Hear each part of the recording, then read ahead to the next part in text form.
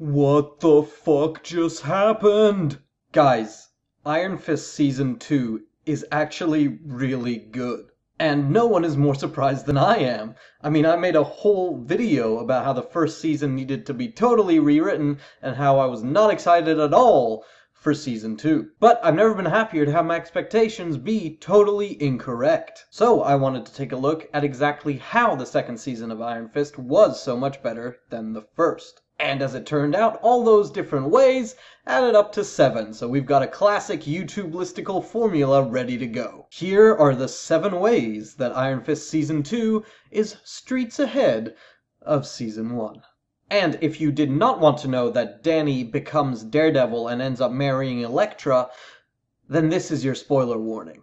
Reason number 1, they got rid of all of the corporate stuff. One of my big problems with the first season of Iron Fist was how much time the story dedicated to the whole corporate plotline, even though it was very clear that Danny himself didn't really give a crap about the corporate affairs of Rand. And if your main character doesn't care about the corporation, how can you be expected to care? So they tossed all of that out. Danny is now a moving guy in Chinatown so that he can get a more down-to-earth job and feel like he's more connected to the city that he's trying to protect. By doing that, the story of the second season feels a lot less weighed down. The plot doesn't feel like there are extraneous additions that are just there to pad out the running time and make sure they can get to 13 episodes. The entire focus of the story is on Danny and the people that Danny cares about, and that makes for a much better story. But speaking of that episode count, reason number 2, it's only 10 episodes long. Finally,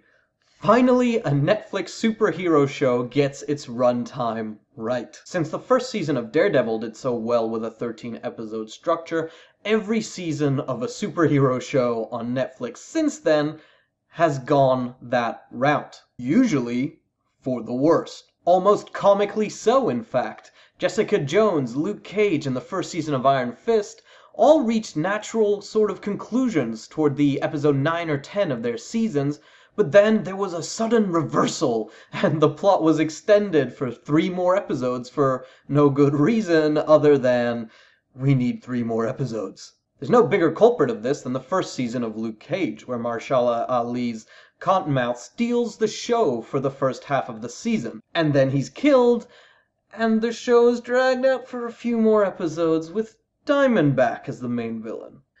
And, well, we all know how that went.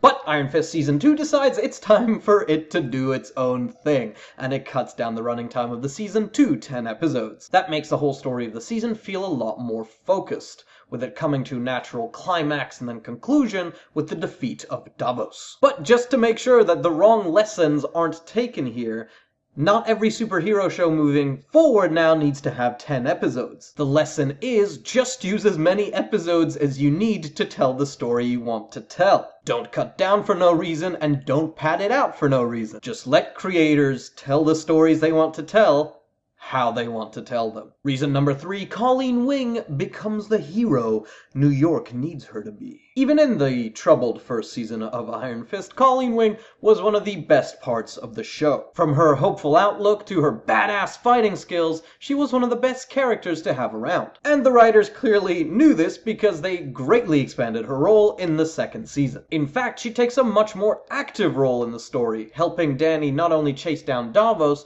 but she's also looking into her own mysterious past. A past that connects one of her ancestors with the Iron Fist. Beyond that, the show also introduces the classic comic pairing of Misty Knight and Colleen Wing working together to crack cases and solve crimes and kick butt. The Daughters of the Dragon are on screen and it is awesome. Specifically, their fight scene in the tattoo parlor was one of the best in the entire season. When the rock music started playing and Colleen started kicking ass, I felt like a kid watching a wrestling show or something. Yeah, Colleen, kick their ass! It was a great action scene. And speaking of, reason 4, the action is way better this season. I hate to keep bragging on season 1 in this video, but boy, the action in the first season was not good. Every single fight scene in the first season of Iron Fist felt like it was filmed and edited like no one had memorized the choreography or given the stunt team enough time to prepare. And as it turns out, that's actually exactly what happened. There's no two ways about it. Bad planning led to bad action. But they learned their lesson for Season 2. And while there are no really standout, no-cut moments like the hallway fight scene in Daredevil, all of the action is well filmed. And for the most part, cuts don't interrupt things happening on screen every quarter of a second. You can actually see what's happening, and the editing flows in a coherent way, so it feels like you're really amongst the action. It's a great improvement, and the show is much better for it. Reason number 5, Joy and Ward are much better developed this time around. They're much better developed this time around. Let's kick off with Joy. At the end of the first season, she teams up with Davos to take down Danny Rand and make him pay for everything he's done. Even though that is really totally irrational, and if she were acting normally, she probably would have sworn to destroy the Hand, who were the ones who cost her her father and her company and a whole bunch of other stuff. But instead of trying to fight this or retcon it, the writers lean into it and acknowledge it. When Ward confronts her about what she's done to Danny, she admits that her hatred of him is, for the most part, irrational. There's no X and Y reason why she hates Danny, but what she knows is that she used to have a stable life. Then Danny came back, and all of that disappeared. Her father came back to life and then was killed, and then came back to life and was killed again. Her company was corrupted from the inside by a ninja group. Her brother went down a dark path where he lied to her and then started doing drugs, and her whole world was shaken up and turned upside down, and the root cause, the one catalyst that caused all of that to happen, was Danny returning to New York. And so the way she's written this season, it makes it easy to see how a broken character would externalize all that inner turmoil and try and pin it all on someone else. In her mind, Danny is the reason that she lost everything. So she's much more human in her hatred, and we can relate to her, but then she's also much more human and relatable in her goals after she's got her revenge. She just wants to move on. She wants to put the past behind her, start her own company, and try and make the world a better place with renewable solar energy. And while not everyone can relate to starting billion-dollar companies, we've all experienced the feeling of wanting to put the past behind us and moving forward to a brighter future, whether that's by moving to a new town, changing vocation, or, whatever else. Relatable. Meanwhile, Ward is a recovering addict. While on that road to recovery, he's still a shattered and dysfunctional person, but that vulnerability makes him relatable as well. It goes a long way to humanizing a character who could potentially have been a Donald Trump Jr.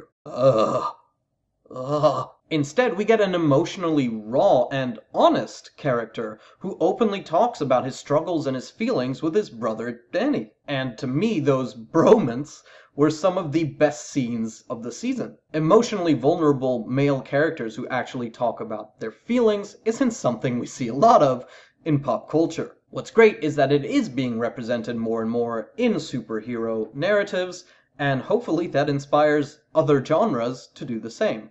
It's something we could use a lot more of. Reason 6, Danny has a much better arc this season. So the crux of this season for Danny is that he doesn't know who he is. He is the Iron Fist, but the whole identity of the Iron Fist was to defeat the Hand, and he's done that. Now, what's left? At the end of the Defenders, he took on Matt Murdock's crusade to protect his city. But that isn't his mission, it's Matt Murdock's. Danny Rand doesn't really know why he is fighting. He has no real purpose after defeating the Hand. And so at the start of the season, we see that lack of purpose and having taken on someone else's mission is driving him to be reckless and aggressive in trying to protect the city. And so he spends much of the early story having to accept that he has to discover who he is. And this is especially compounded once he loses the power of the Iron Fist. He truly has to discover what it means to be Danny Rand, not a superhero who has to take down the Hand. In short, the second season of the show takes a character who thought he had it all together and brings him down a few pegs. In reality, he knows nothing, Jon Snow. And watching him wrestle with that fact was a much more compelling story than anything in the first season of the show. Reason 7, the ending. And speaking of that culmination of Danny's arc, at the end of the season, he and Ward fly off to parts unknown to discover themselves. And then a few months pass and we're hit with one of the best epilogues I've seen in any Netflix superhero show. Colleen is channeling chi through her katana and is whooping criminal ass in New York. And meanwhile, Danny's investigating the history of the Iron Fist while shooting glowing chi bullets out of a pair of pistols. I have no idea where any of that came from. I have no idea what any of it means, but it was freaking awesome. All of that blew my little nerdy mind, and now I just can't wait for season 3. And I definitely never thought I'd say that.